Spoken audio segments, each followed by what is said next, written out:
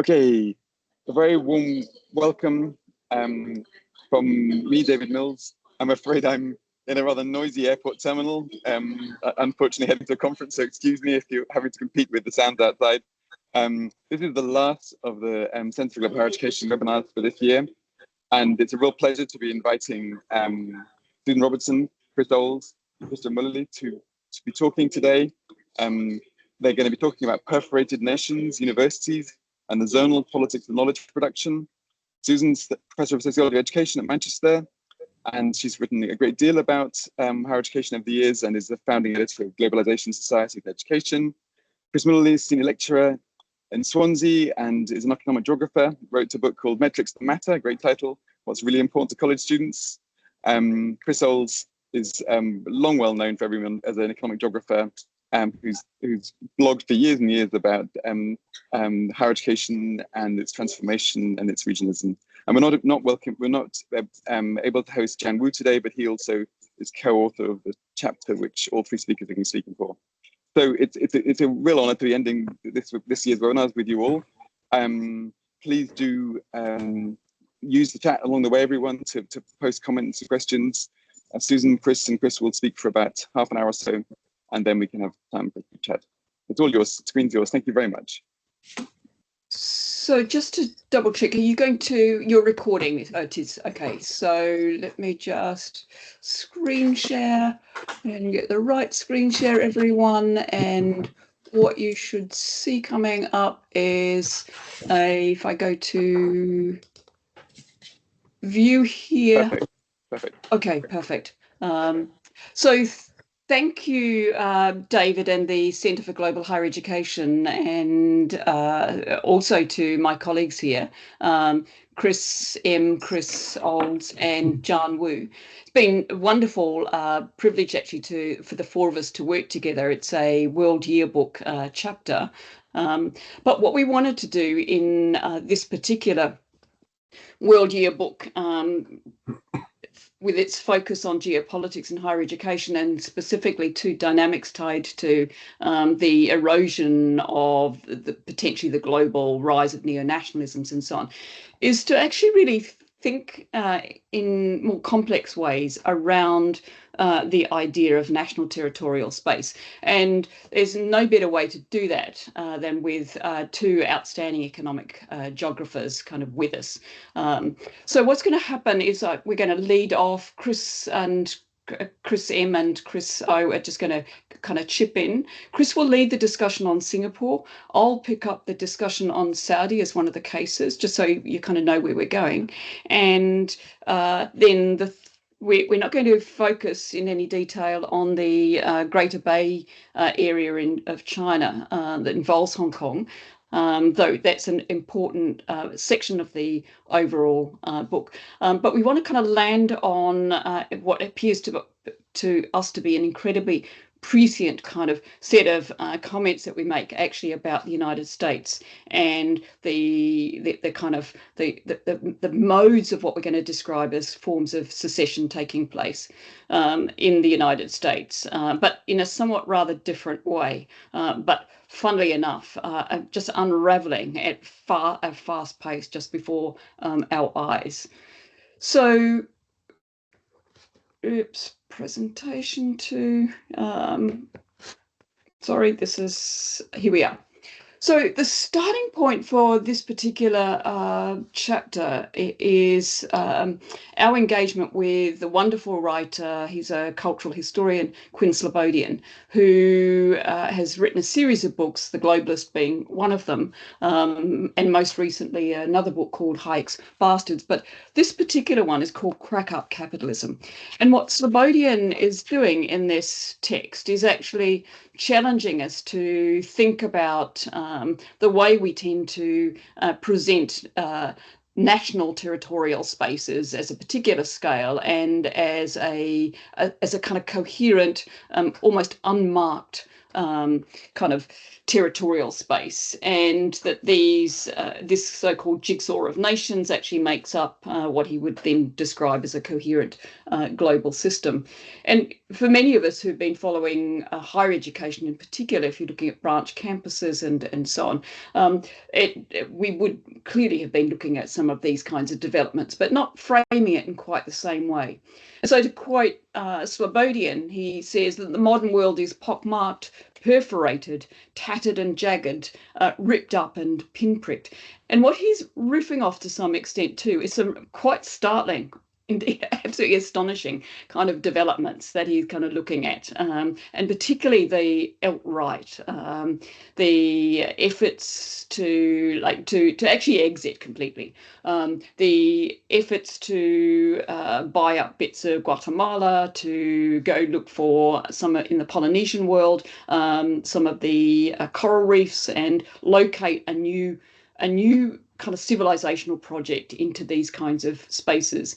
And so that kind of got us thinking about what cases we could kind of put on the table and begin to think about this. And what he's arguing ultimately is essentially that capitalism has always worked by punching holes, to quote, in the territory of the nation state, creating zones of exception. And of course, there'd be writers like Iwa Ong and others who, again, would have looked at exceptions to neoliberalism and neoliberalism as exception. So again, for geographers, this is not a kind of a new idea, really. But in Slobodian's hands, he's actually giving us examples, for instance, Canary Wharf in London, that essentially you can't demonstrate on that territory because it's actually owned by someone else completely. It's not owned by the City of London.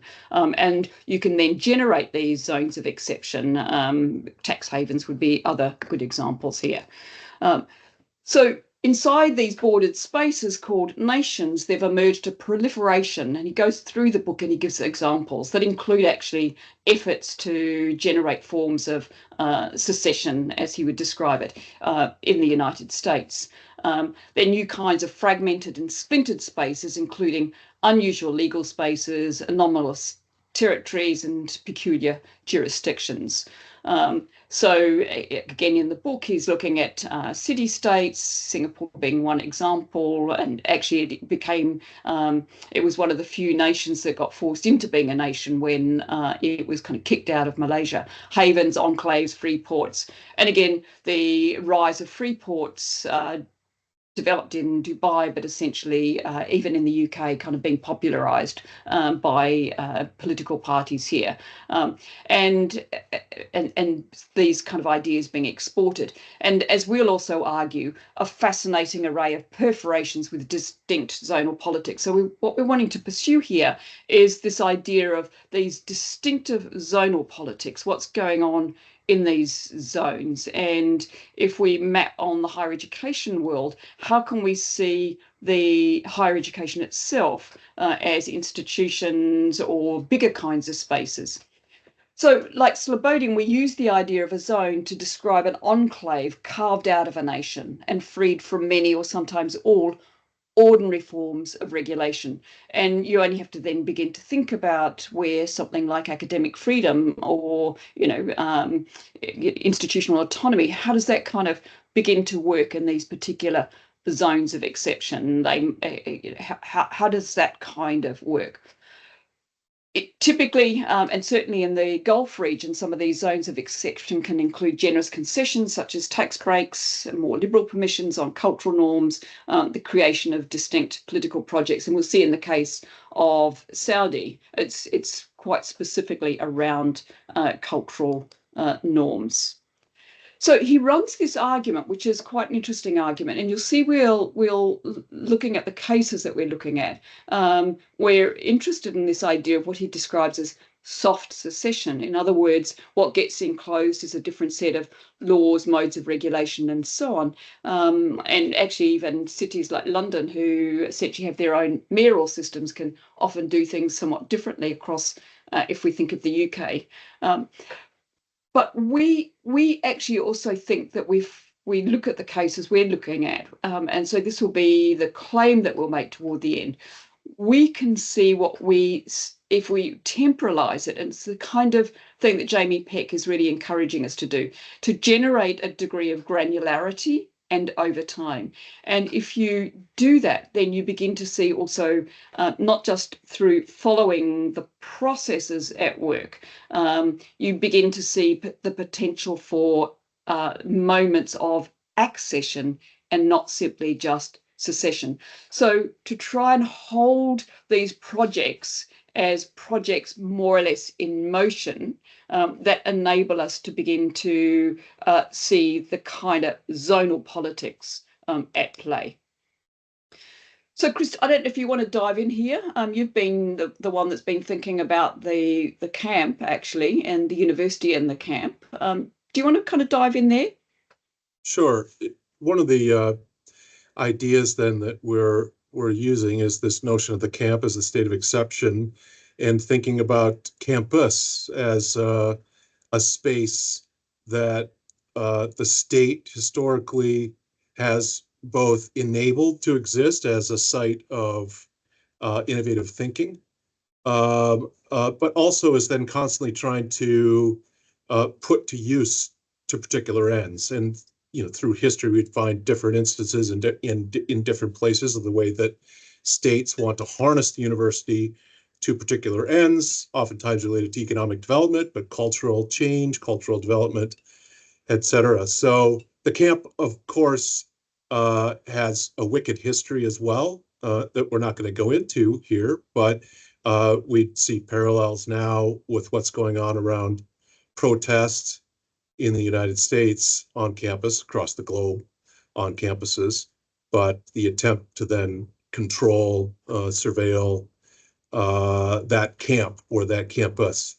So the camp and the campus for Agamben or Schmidt before was an instance of, at least in our argument, this state of exception. For Schmidt, the state of emergency, the place from which, or the instance from which, sovereignty for the state is actually where it comes from, the capacity for the state to decide when there is a moment of emergency.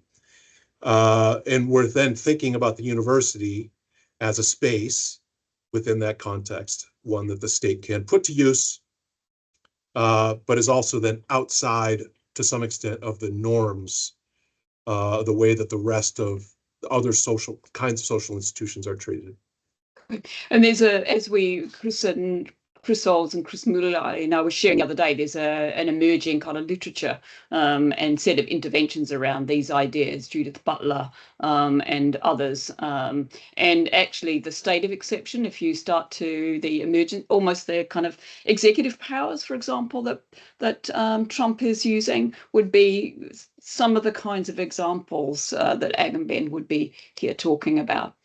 So, as we've said, there are 4 cases in our ambitious, because we've had to, by the time you do a World Yearbook chapter, something that's 9,000 ends up at 6,000, so you limit what you can say. But nevertheless, we're going to start with the almost the kind of first and quite archetypal, at least in the world of higher education, the Singapore. Then we'll move back to me and we'll look quickly at KAUST, which is the King Abdullah University of Science and Technology in Saudi. We will skip over the Greater Bay, although it's fascinating and really important. So take a look at our chapter when it finally comes out. But we also want to hang in and hover around and think about the alt-right and the sort of paleo kind of liberals and so on, and quite what's unraveling in the United States. It's not just happened. This has kind of been fairly significant planning underway for quite some time by people like Peter Thiel and others. So, Chris, over to you. Okay, great. Can you hear me okay? Yeah. Okay, and apologies, there is a City of Madison wood chipper going down the street right now. So if you hear some rumbling, it's a little local culture going on here. And it's 8 a.m. or just after, so I've had my first coffee, not my second. So please bear with me. Okay, so great. The Singapore case, as Susan mentioned, is an interesting one. Lots of people have been thinking about writing about it, participating in it. Interestingly, though, given the book, Crack Up Capitalism, Slobodian has a whole chapter on Singapore, but doesn't mention higher education once.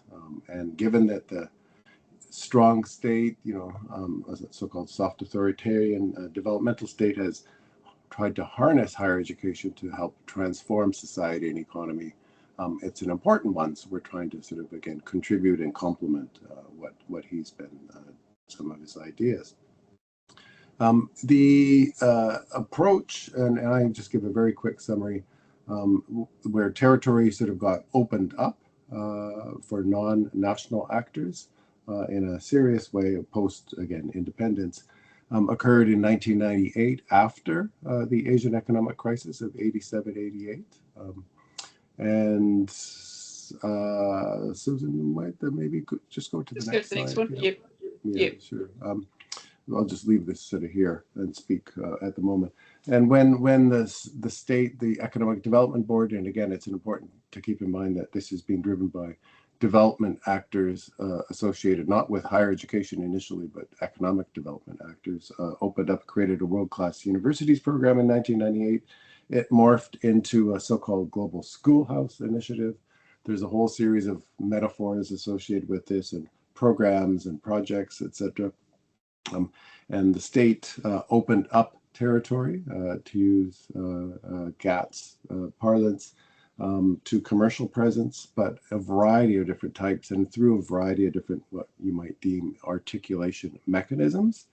And these include standalone branch campuses of both brand name institutions and other institutions that were brought in, or at least enabled to be brought in. They were not subsidized, but they were legally allowed to have presence. There was also a variety of formative roles where fee-for-service institutions came in and helped develop new national institutions. If you think about Wharton, for example, and Singapore Management University, which is now led by Lily Kong, a cultural geographer, actually. And then MIT for Singapore University of Technology and Design, and so on.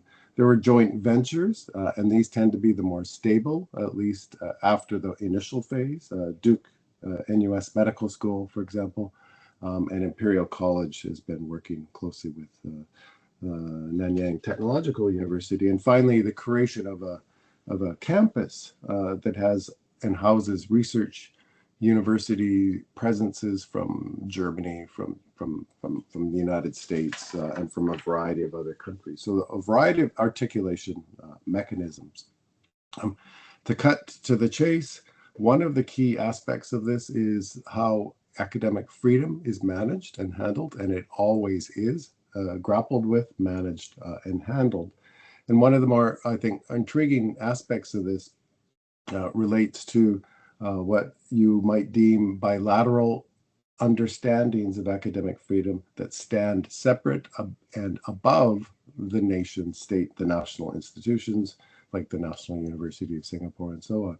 So what basically happens is the state, usually initially represented by the Economic Development Board, but also ministers, creates a joint bilateral understanding of academic freedom. And in this case, for example, Yale NUS would have negotiated with the state, and they created and codified, in their case, an understanding of academic freedom, which they actually advertised and promoted. Other institutions created bilateral understandings associated with handshakes. They're not codified at all. They're just verbal understandings and so on. Susan, could you maybe switch to the next slide? Yep. Yeah, so it, and again, I'm trying to really quickly summarize this. It's almost akin to, and here's your London Eye that most of you are familiar with. If you flip that onto its side, basically you've got in the middle the state, and you've got all these other institutions of higher education which have formed bilateral understandings. The most knowledgeable actor is the state, and everyone is different, and it again is different than what happens with respect to the national institutions if you're working for the National University of Singapore. The latest controversy associated with this to a degree is pulling the plug on Yale NUS. The temporal rhythm of most of these Perforations is on a contractual basis with the state. And in this case, Yale NUS, which opened in 11, or was announced in 2011, launched courses in 2013. They had a 10-year window where they operated, and then basically the state pulled the plug in 2000 and a couple of years ago, and then 2025 May, just last month, it formally marked the end of the national Yale NUS experience. I don't want to go into too much of the detail, but just to sort of flag that an interesting aspect of this is that the person who guided the closure of Yale NUS is the man in the center there, Simon Chesterman, the former dean of the NUS Law School, who is also married to Tony Tan's daughter, who was the minister responsible for setting up this whole world-class university experience and so on. And it really, it sort of shows you how liberal states can wax and wane regarding the perforation of their territory by foreign higher education institutions. And there's a temporal dimension to this, and then there's I would almost say, sort of a class or brand basis to this as well. But strategically managed in a fine-grained way. So I'll stop there. Yeah, so that's more or less a summary of what you've just said. So let's then move on. But essentially, this is an interesting case, actually, if we were to put it in a nutshell, Chris, isn't it, of both forms of soft secession, but then also this moment of accession, essentially. Yeah. Absolutely, and designed to to the accession component is unfolding right now. And in fact, there was a controversy a couple of weeks ago where the Yale NUS books and videos in their library where students found out that the National University of Singapore was sending them off to be mulched and destroyed. So let's move across to a different part of the world. No stranger to hosting branch campuses and so on, but both Chris Olds and I got really interested in following the King Abdullah University of Saudi Science and Technology that ultimately was launched in 2010. And Chris, actually, we're both of us were invited to the launch party because of the Global Higher Education blog. We couldn't go, but actually one of your, it's a Kim, if I remember her name. Coulter, yeah. Yeah, that's right. She went on our behalf, and but this is a fascinating case and a rather different kind of case. It's a case fundamentally of, in Saudi, a distinct perforation, a campus that gets built north of Jeddah, sufficiently far away from the clerics, fundamentally, and it was the King Abdullah bin Abdul Aziz, who's actually the father of MBS, who's the current sheikh who rules there.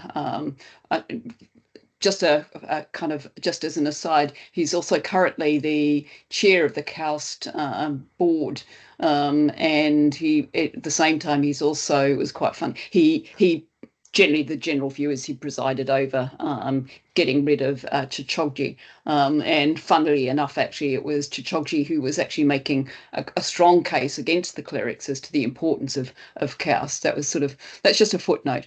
But it emerges really because what's going on is that they want to try and modernise, and they want to insert a particular, very different kind of curriculum for the development of knowledge, the university and so on. So it's to be co-ed, it's to bring in international students and faculty, and it's to more or less kind of kickstart a different kind of modernisation project in relation to what was seen to be conservative elements on the one hand, but also the science and technology part's quite important because here it would be to also push forward quite dramatically. It had a monster budget. It was $20 billion US that was sunk into that. And for the moment, actually, it's not much it's not even 1,000 students that have enrolled there. So it's had an incredible amount of money when it was launched in 2010, when now these were 2024 figures that we were kind of looking at. But it's launched fundamentally as both the House of Reason and the MIT of the East. So they generate these kind of metaphors, as we would see if we were presenting the Bay Area in China, of these San Francisco, and I think John Aubrey Douglas, I think you're here on this call, but also Tokyo has also got a Bay Area. Students that attend are all fully funded, and the faculty who they've recruited globally are all on really significant salaries. So in this state of exception, men and women can study together. You can be in a car driving around on the campus, but life outside the campus is extremely different in that regard. And what we've done is kind of use this as an example of how it's a cultural project via higher education, attempting to kind of boomerang essentially effects back into the wider Saudi society. And it will be interesting because Saudi is actually putting out quite significantly the kind of flagpoles around AI and intelligence and so on, but a very, very big budget institution. Back into the world of Saudi, it's often viewed as problematic because only 1/4 of the students are actually local, as opposed to, of that 1,000, 2/3 are actually, or no, 3/4 are actually international. Most of the faculty are also international. And in many senses, it's become a quite well-paid and safe haven for, let's say, international students get fully funded scholarships and then leaving, in part because you don't get rights of citizenship and so on. So I'm just, this is actually the launch party that, with quite amazing grandeur. Actually, I think it was an 11 million launch party. It's kind of the dream becomes a reality. This is regarded as the house of wisdom. We argue in the chapter it's actually really a house of reason, because it's Western knowledges that are fundamentally at the heart of it. We don't see either the percentage of women going through is quite small. And so not too much of a kind of a disruptor really to the ongoing kind of Saudi society. But sorry we missed this party, but it was quite a flamboyant and quite an extraordinary event. So essentially, just to sum up this particular case, it has generated tensions about who benefits, and at the same time, it's to kind of challenge the wider society in terms of the kind of cultural politics and economic development strategy within the wider society. So I'll just go on now. Chris Mulali and I, shall we handle this together, Chris? Chris and I spent some of the lockdown actually thinking, oh my God, well, no, lockdown, yeah, was that people like Peter Thiel were popping up and giving the Oxford Union address. And we became kind of quite intrigued by some of the kind of stuff that Peter Thiel was. So Peter Thiel, PayPal, huge multi-billionaire, trillionaire, yeah, he's kind of had various kind of projects with what's his name? Elon Musk. Yeah, sorry. Yeah. How could you forget his name? Or maybe that's just kind of deliberate, and so on. And and this is a rather different kind of case. So what you see in the background there, essentially, you'd have to say, what in the hell are they? As it looks like, But these are imagined ways of exiting what you believe to be the kind of politics, the national territorial politics, the rise of the so-called, in the United States, deep state. And this is the Seasteading Institute that Milton Friedman's grandson, Petrie Friedman, is looking after. David Friedman, by the way, is very active out in this kind of scene. And I think actually with in and amongst what they call the kind of paleo libertarians. So this is going back to basics, and we might want to reflect on that, because essentially, we look aghast at, Harvard just almost, the guns are out and kind of shooting, and you think, oh my God, it's Harvard. But in that view of the world, they don't care. You go back to ground zero, and if there's collateral damage, it doesn't matter. So the Seasteading Institute is imagining setting up cities beyond the 200-mile limit, or moving into spaces. Peter Thiel actually bought some land and within 12 days got citizenship in New Zealand, and also as a promise to try and develop things in a different part of the world. So what we look at in the chapter, but it's seriously out of date at the moment, is the kind of cast of characters that are kind of in there. In the middle, you'll see Curtis Yarvin. You'll see now J.D. Vance, who's actually funded by the character on the right, which is Peter Thiel.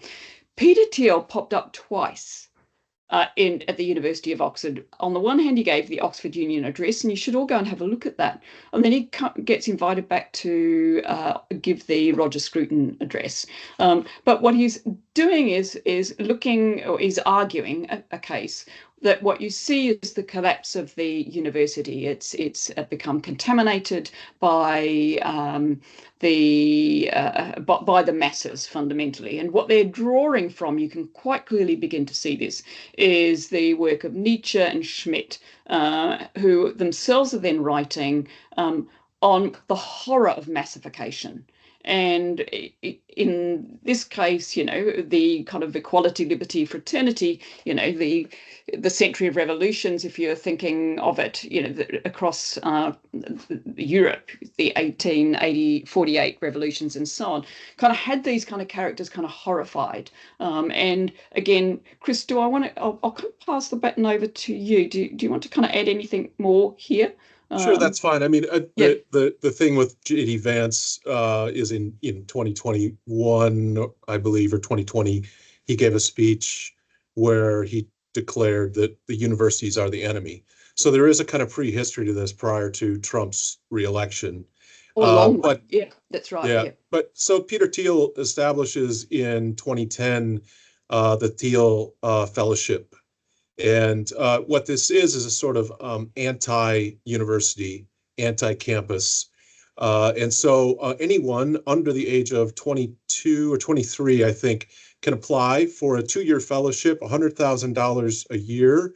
But the basic requirement is that you must drop out of university to take up the Thiel Fellowship. So right from the very start, there's this kind of, anti-university stance to it. And it's part of the kind of Silicon Valley startup culture. The idea is that you start a company. Thiel and his network of people will introduce you to CEOs and other tech entrepreneurs to kind of help you along. And there are a range of different projects. There's been, I believe, 85 fellows so far. So, roughly 20 a year. It's interesting on the web page for the Thiel Fellowship is pretty austere, but 3 people are quoted on the front: Margaret Mead, Kanye West, and Plato, and all 3 of which offer pretty explicit kind of anti-institutional perspectives on education. So you can apply, anyone can apply, and you get this fellowship for 2 years to start a company. I think next slide. Okay. Go over to. Yeah.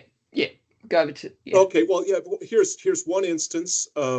Is this young man, Luke Ferder, from Lincoln, Nebraska, was enrolled at the University of Nebraska, and as part of his education there, he began working on trying to decipher some of the scrolls that were discovered at Vesuvius that had been burnt, and using AI to analyze these scrolls, and he was able to decipher some of them and actually won a prize. And this was, I suppose, his kind of entry point into the world of startup. Oh, And, sorry. Oh, So- that's okay. Yeah. Interestingly, he then was appointed as part of Elon Musk's Doge team.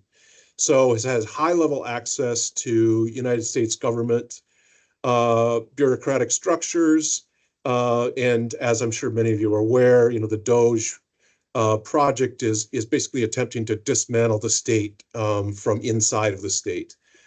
There are many different kinds of Thiel fellows. Another one is Vitalik Buterin, who was one of the founder, or the founder of the Ethereum blockchain network, which again has a very anti-statist stance to it. Okay, So, Chris, can I just jump in? Just one thing about the Doge link. The American Council of Education just recently released a memo about the state level ripple effects now, the Doge wannabe, or they're mimicking at the national scale, specifically on how they are focusing in on higher education institutions. And they go through about 11 or 12 different states. So this is sort of unleashed a whole series of repetitive impulses that are rippling through US states right now. So I guess just thinking about in this particular case, what we were kind of, the other ones are kind of clearer. And one of the things that we kind of could see is there was an effort to identify the so-called the campus, but at the same time, it's working in a rather different kind of way. The view, almost to quote, is that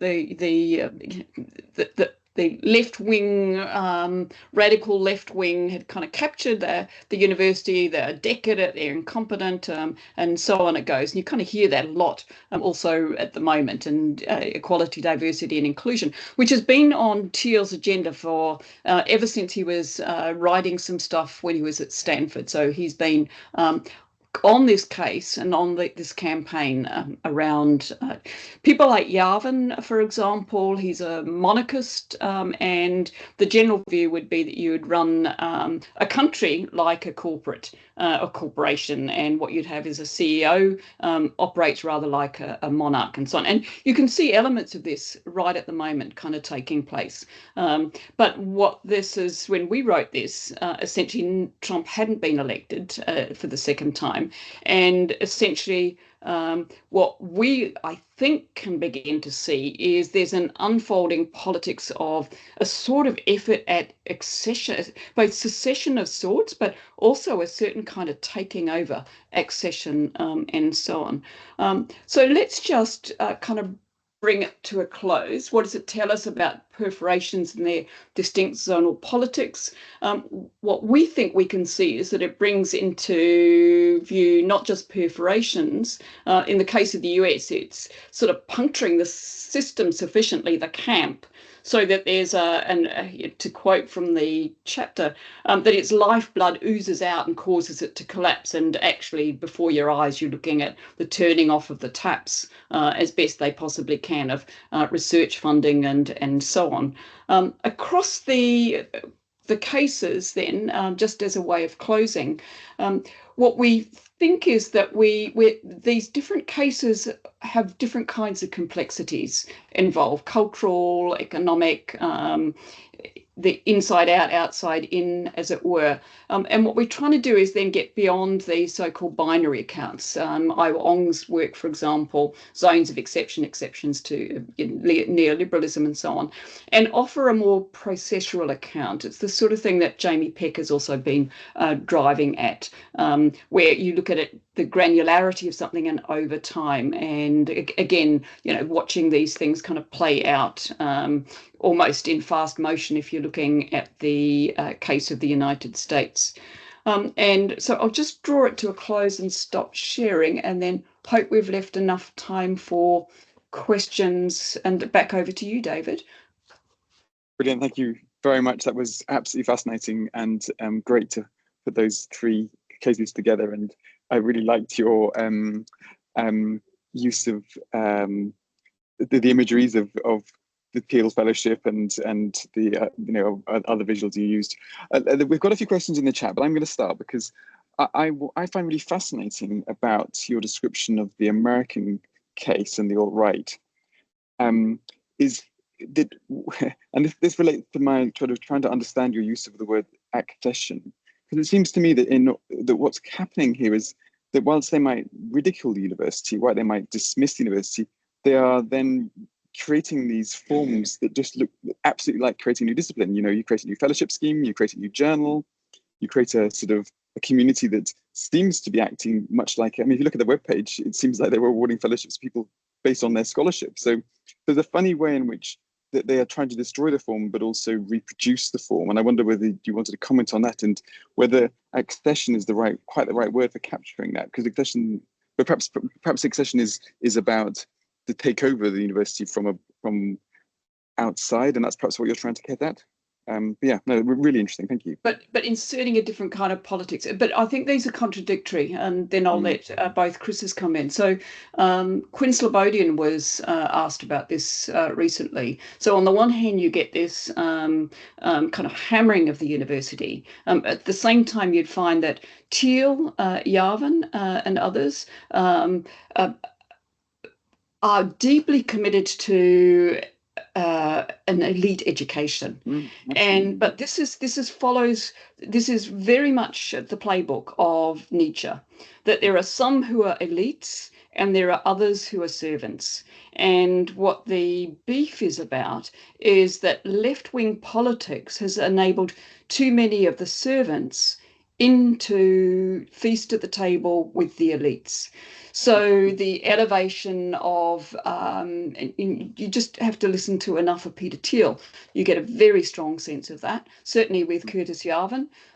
They boast a lot about where they were kind of educated. They were Stanford and so on it goes. Was it Brown University? I think Yarvin and others. So these are paradoxical, but I think the way we've got to try and understand some of these is that they're coming from an older playbook to do with elites and rule and governing. And I think there's quite an important reading agenda for a bunch of us. There's just one comment. Historical Materialism's just got an amazing kind of special issue out on rereading Nietzsche, but not with a kind of structural postmodern lens. And you begin to see, and we've been doing some of that reading, a very different kind of politics at play. But Chris, you're in the heart of the beast there. So I'm not sure if you want to kind of add some things, and perhaps David, I'll let you just decide who's got comments, and you can fire them across at us as well. Which Chris? Chris Olds, you're in the heart of the beast. Okay. Yeah, Chris Muller. I thought he'd like to be, but I'm not sure, Chris. Yeah, I mean, I would just add, it's sort of made a little bit clearer in the paper. There are all these competing, sometimes, impulses and agendas associated with this transformation that's occurring, with some much more focused on reform, transformation from within, etc., versus the sort of let our lifeblood ooze out. And so you'll see lots of, and terms will get used like viewpoint diversity, for example. So we need to enable viewpoint diversity. If not, we shall get hammered budget-wise. And we recently had our budget cut in actually a fiscal state of major revenue, billions of dollars of surplus, but still getting our budget cut because we're lacking viewpoint diversity. And that tends to be a bit more of a transformative impulse versus a destroy impulse. And so it's a lot of this stuff in the US. And I know somebody who's working inside the National Science Foundation at a senior level, and that's all unfolding in there. And as Susan said, things are unfolding at our institution. When you go into meetings, sometimes everybody checks the news after 2 or 3 hours just to see what is coming down the pipeline. So it's undetermined as to what the outcome will be over the next 2-3 years. Chris? I could I'll be very brief. I think, David, thank you for the question. I think you're right to point out that perhaps this theoretical framework fits least best with the final example. And it's something that we're aware of, and we're considering writing another paper on that case. But one thing I just wanted to mention is, the contradictions here, and Susan kind of already pointed towards this, that the big actors, the powerful people who are spreading a lot of the ideas on the alt-right, almost all of them have been educated at elite institutions, at elite universities in the United States. And would have benefited from presumably a broad-based kind of liberal education. What they're now proposing to do is to, at the same time, punch holes in that system, drag out some talented people, making the case to them, you don't actually need this broad-based education. What you need is to start a corporation. One of the questions, I think it was on one of the slides that they ask in the relatively short application for the fellowship, is how do you feel about money? Which, I mean, I guess we could read whatever we want into that, or write whatever we want into that. But an interesting question in this case. But I'll stop there. Great, thank you. Yeah, no, that's really interesting. And what remains to be seen is how all this then plays through into the way in which universities react, isn't it, over time? So we have a couple of questions in the chat, but please, other people who'd like to raise their hands or ask questions. Arif, you very quickly posed the question around innovation districts. I wonder whether you felt that wasn't addressed properly in this concept of zones of exception. No, I think it certainly you did touch on that, and I just apologies for all the links that I was putting in there earlier. I think this is a very I think this it made me think a lot actually as you were presenting the breakdown or the ending of the relationship, the Yale-NUS relationship. I think was a really I hadn't really considered it, but I think now reflecting on it more in the context of this broader context, I suppose my observation is twofold. One is, are there different forms of collaboration and cooperation emerging that we need to be thinking about in the context of enhancing trade and investment? Just last week, for the first time in the history of the Commonwealth, they had their trade ministers meeting outside the UK within Namibia, and one of the things that they were looking at was exactly the link that I put into the chat there, looking at some of these new emerging areas, whether it's innovation districts or the diaspora, international defense, etc. And I think this is the terrain, as was highlighted last week in the trade ministers meeting. This is an emerging terrain of connection and collaboration that I think universities perhaps can consider and reflect on. I suppose that takes me to my other point, which is kind of implicit in what I've said, which is, what does this mean for the Commonwealth? Now, there'll be some people on this call that have no interest in the Commonwealth or not from the Commonwealth, but I know that in Commonwealth countries, where there's a lot of one of the things that came out last week from this meeting was at this particular moment, there is a real opportunity for a space where there's value to be seen in enhanced linkages, bringing the North and the South together rather than not. So I just leave that as observations and welcome any reactions and responses from any of the panelists. Thank you. Sure. Just quickly on the innovation district issue, I mean, it does resonate a lot with all of that literature, all the programs, the regulatory initiatives and experiments. With respect to that, innovation districts, which of course are often harnessed to or associated with or increasingly embedded inside university campuses versus outside in a typical industrial park, these sorts of things. And so yeah, similarity with respect to so-called innovation in how institutions are organized, structured, connected, and the new freedoms with respect to activities. One of the differences, though, is in this case, it's attempting to harness or asking universities to harness their capacities and expertise to facilitate, economic development, regional economic development, versus a much more ideological political agenda. So that would be one of the connection points, but differences as well. And Arif, I mean, you're absolutely right. And I think that was our reaction a little bit from, because Slobodian got a lot of airtime. He was on the circuit with this book. And our view was that the zones of exception were way more ubiquitous if you took the higher education lens. So it's quite striking, for example, on the Singapore case, that, you know, it sets its stall out after the financial crisis of 1997 to become a knowledge intensive. And so that, in our view, in a sense, this paper, on the one hand, is offering a little bit of a corrective to the kind of the bit of a blind spot, really, on Slobodian's part. That's on the one hand. But on the other hand, in a way, it's in conversation with the World Yearbook, because essentially the way the idea of the nation was being presented is as a kind of uniform territory, and that universities sat within the territorial space to do with nation building and so on. And our view is essentially it's way more complicated than that. It's pockmarked, as it were. And in a sense, it's a corrective on two fronts in that regard. And again, as Chris Mullally said, we kind of have leave it in the US case, partly because the alt-right actually, sort of attacking the institutions and wanting to, get involved in forms of secession, really. But what we do note is there's a university, it's called Singularity in Texas, and there'll be some very interesting kind of, that's not, doesn't have accreditation like the old ones. But so they're popping up. Texas itself as a kind of interesting space. Musk has actually he's moved a lot of his operations kind of there. So I think it's an interesting space to also watch going into the future, to do with, kind of authoritarian kind of populist kind of elites that have different kind of visions for notions. So for them, democracy is for losers. Yeah.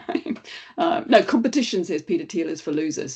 So these are oligarchic in that sense. And in that sense, they're dangers for democracy. Absolutely. So we have a couple of questions, one in the questions and one in the chat. Glenn, you were first, and then John Douglas, who put a posed question in the Q&A. Glenn. Thank you, David, and thank you to the three panelists. I participate from out of Bangkok, Thailand, where it's about 8:45 in the evening, and I surely feel refreshed with your very insightful remarks on the topic. Thank you so much. My concern is as follows, that observing demographic shifts in societies across the globe, there are pointingly proportions of societies demanding education, all right? And what's being offered to them is exactly what your presentation has been detailing to us, the kind of scaling up of academic material with information technology provisions and all of that stuff. But not correlative to that are the controls that are placed on these learning societies. The demand for education does exist. People are handed the carrots, come in and receive enlightenment and liberation and education and all of that stuff. And yet when the middle classes or the upper middle classes, whatever you deem them to be, try to participate in processes of academic freedom, then the sticks of control are applied on them. Now, my question to you is this: have you considered mechanisms of moderation, okay, that while you create the thirst for new knowledge, for new learning in societies and definitely to improve societies, some of the controls are deemed to be very, very strict, and they perforate for sure confidence levels and learning levels and all of that stuff. What would be a middle path approach?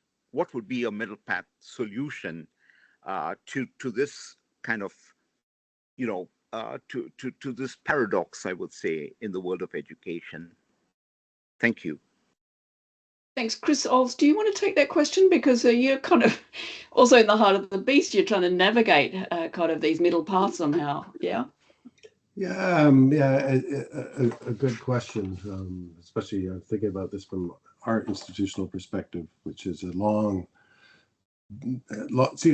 series of debates about academic freedom, and help actually through some contests help formulate some of the understandings of academic freedom. And so you'll see, I think, going back to your question in relationship to moderation, mechanisms of moderation, depending on the institutional context, a lot of this relates to governance and the contest over governance and who participates in setting up understandings, processes, appeal mechanisms, and so on, and codifying some of the principles related to academic freedom in everything from materials that get given to new faculty to plaques put on walls and so on. And so I think all of these debates unfolding right now really raise the question of governance.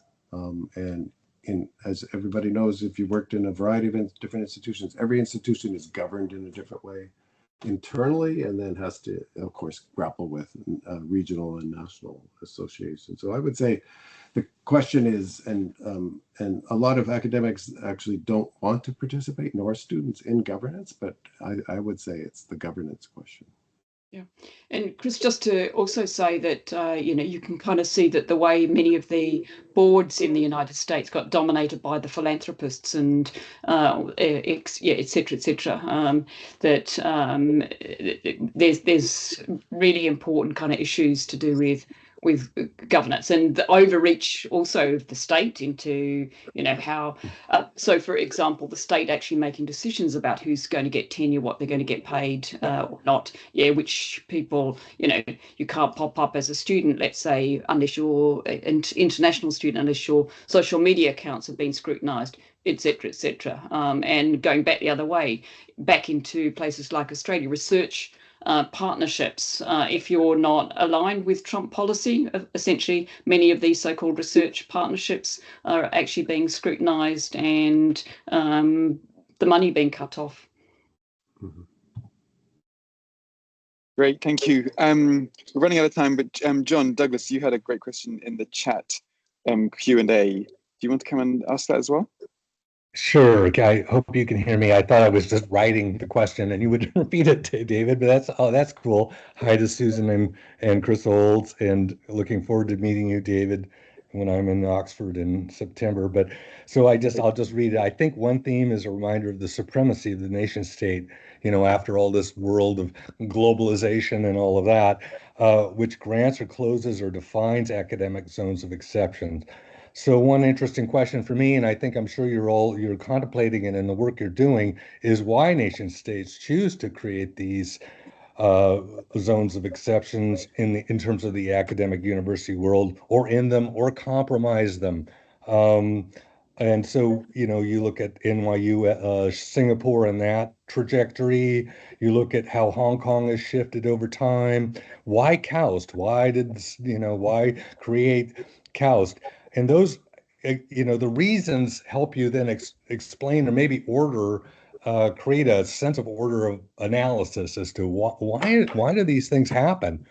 So anyway, that's kind of an observation and a question. Just to say, I think you're right, but these I'd say are kind of empirical questions in many senses, which is why I think our cases are really interesting. We could have added more. It's the kind of there's a really important debate going on amongst people who are working on geopolitics and geoeconomics and making a case for geopolitical economy. But the crucial argument that's being put by people like Jim Glassman are that what we need are levels of granularity and not levels of abstraction. So can you bring it down to the case, and can you look and scrutinize these different cases and over time, and you're looking at their politics or their cultural political economy, the social relations and so on. And these things are kind of shifting, and we can understand the way in which why KAUST, it borrowed significantly from the Singapore example. Chris, didn't it? And I think the first president actually came in from Singapore. That's correct, yeah. But at the same time, it's also shifted and over time. So again, the empirical work, I think, that granularity that is attentive to kind of both cultural political economy, but time space, things that are kind of shifting. So if you look at the Greater Bay Area in China, for example, it's a project that presages to some extent some of what was going on into Hong Kong, but the attrition of many, both students, activists, families, declining demography and so on, has actually generated a different kind of politics of what's going on there, and so on. So again, for anyone on this call, and got students wanting to dive into empirical work, it'd be amazing to build up different kinds of cases using a slightly different lexicon, to a kind of territorial, perforation, accession, secession, and so on. So it's just a slightly different lexicon that we're using to describe things that many of us kind of know about quite well. Brilliant. Thank you, Susan. I'm thinking we need to name our centre the Centre for Perforated and Pockmarked Global Higher Education. You capture very well the sort of the rationales. I mean, one final question for me, I guess, is, do you think states are going into these partnerships or fostering them knowing that they need to end? I mean, is there a built-in obsolescence because you leverage the knowledge capital you can out of the elite brand and then end it? I mean, if you look at the China example, there have been thousands of partnerships, but quite a few of them have been closed down by the Chinese government on quality grounds. So is that a logic to this as well, a temporal sort of obsolescence? Yeah, although there'd be a lot of sunk costs, wouldn't there, on Kaust, for instance. Yeah.